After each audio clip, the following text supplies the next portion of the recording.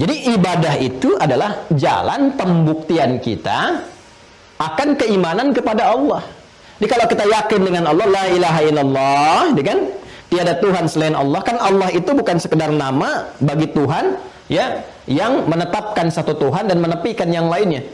Tuhan yang hak bukan sekedar itu, tapi juga punya arti al-ilahul ma'bud, yang berhak untuk disembah. Jadi ketika kita mengucapkan siapa nama Tuhanmu Allah, di situ ada dua makna. Allah itu punya dua makna. Satu, menetapkan Allah sebagai satu-satunya Tuhan, tidak ada yang lain. Yang kedua, komitmen untuk menyembahnya, karena punya makna penyembahan, yang disembah Allah itu al-ma'budul haq. Ya. Maka kata Allah, fa'bud, nih, buktikan dengan menyembah aku. Ya, fa'bud, jadi kata ibadah. Maka ibadah itu adalah jalan untuk membuktikan iman kita kepada Allah. Jalan ini disebut dengan syariat. Ya.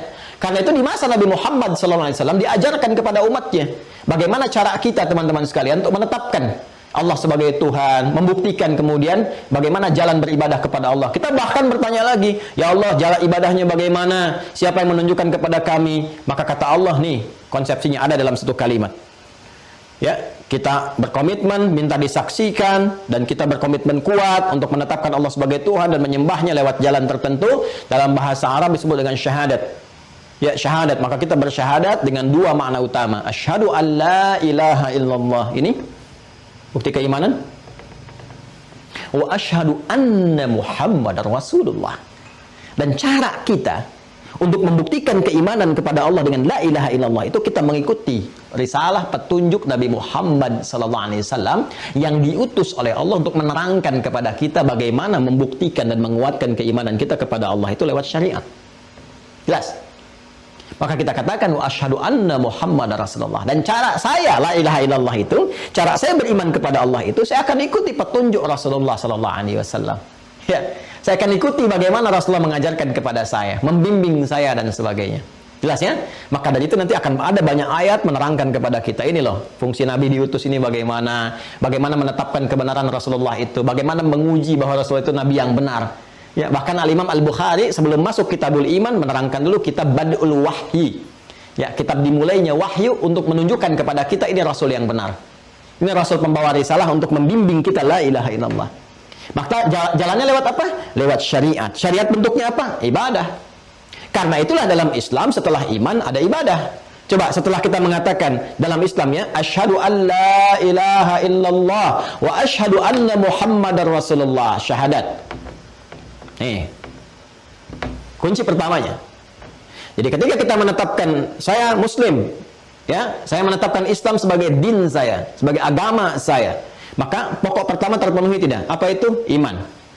Ya, pokoknya harus diikat dalam jiwa kita. Bagaimana mengikatnya? Asyhadu an la ilaha illallah. Jelas? Maka kita ucapkan bersyahadat, berkomitmen untuk bersaksi asyhadu an la ilaha illallah. Ya, lalu bagaimana cara asyhadu an la ilaha illallah itu? Wa asyhadu anna Muhammadar Rasulullah. Ya, saya minta dibimbing ya Allah. Saya turunkan Rasul. Saya pilih Nabi. Silahkan dibimbing lewat Nabi ini, Rasul yang mulia ini. Begini caranya berislam dengan baik. Maka Nabi memberikan jalan kepada kita. Jalan itu disebut dengan syariat. Syariat itu membimbing kita untuk ibadah. Karena perintah syariat itu isinya ibadah.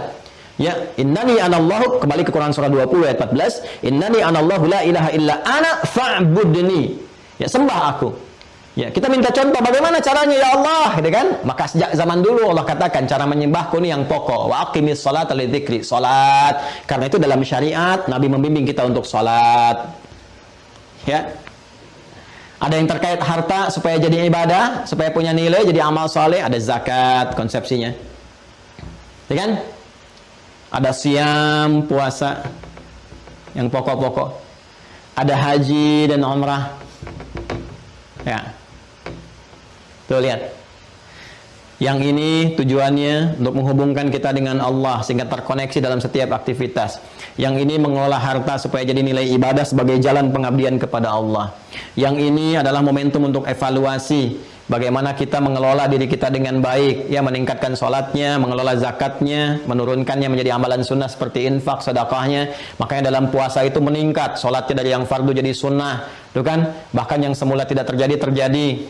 Ya, para ibu bahkan sudah naruh sajadah ya sebelum maghrib untuk tarawih tuh, padahal tarawih itu sunnah cuma di Ramadan kan. Ningkat tuh, zakat ningkat. Dulu ada orang minta di depan mata belum tentu dikasih, sekarang yang nggak kelihatan pun dicari-cari, berapa yatim di sini, di mana fakirnya dan sebagainya. Ini penggabungannya. Puncaknya penyatuan antara ibadah fisik dengan harta disebut dengan haji ataupun umrah. Ya, kalau sholat itu di fisik saja, tidak menggunakan harta. Ya, kemudian pada konsepsi dasarnya zakat itu dengan harta, kemudian digabungkan keduanya misalnya dalam haji dan umrah, fisik dan harta bergabung sekaligus. Dilatih semua, dan puncaknya di sini kita disatukan semuanya. Ini pokok-pokok keislamannya. Maka kita kenal semua pokok-pokok ini setelah mengucapkan syahadat, kita ingin membuktikan keimanan kita kepada Allah, dibimbing oleh Rasulullah, nih pokoknya kerjakan yang ini. Kalau kamu kerjakan, maka benar pembuktian keislamanmu. Ini yang pokok, yang dasar. Pokok dalam bahasa Arab disebut dengan rukun namanya. Pokok dasar dalam bahasa Arab disebut dengan rukun. Maka kita kenallah istilah rukun Islam. Ya, nah kalau ditanya rukun Islam ada berapa? Ada 5 kan? Coba lihat. 5 kan? Pertama apa? Syahadatin. Syahadu an la ilaha illallah wa syahadu anna Muhammad Rasulullah. Refleksi apa itu? La ilaha illallah itu. Syahadu an la ilaha illallah. Refleksi iman. Pokoknya ini. Ini dasarnya ini yang paling utama nih. Ya, jadi kalau Anda kerjakan sholat, zakat, puasa, haji, nggak ada iman, nggak ada nilai. Kan ini pokok dasarnya.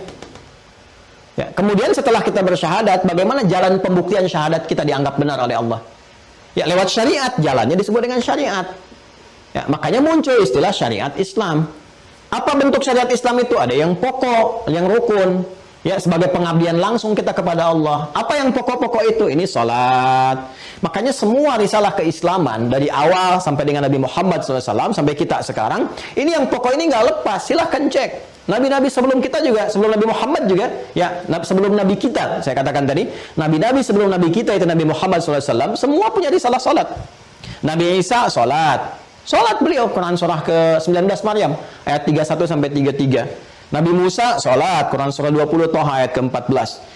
Ya, Nabi Ismail salat, bahkan minta keluarganya salat. Wa kana ya'muru ahlahu bis-shalah, Quran surah 19 Maryam ayat 55.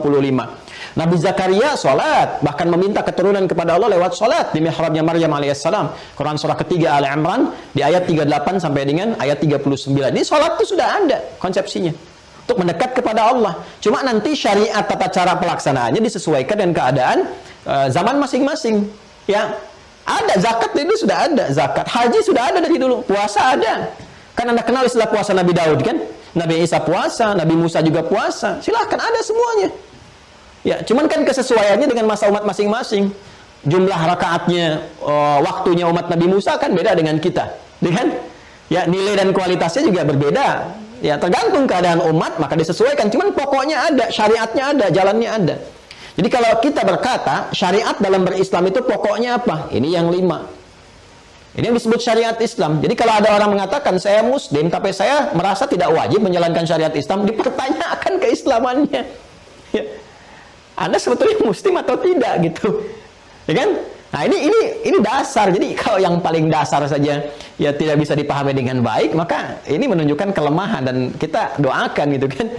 Kita doakan semoga bisa belajar, dapat hidayah, mau menjemput kebaikan dan sebagainya. Dan cara paling utama meninggalkan maksiat, karena taat lawannya maksiat. Jadi kalau maksiat masih dikerjakan terus, ya susah, ketutup pintu-pintu taatnya nanti. Nanti semakin ketutup, khatamallahu ala qulubihim, ini yang repot. Jelas ya?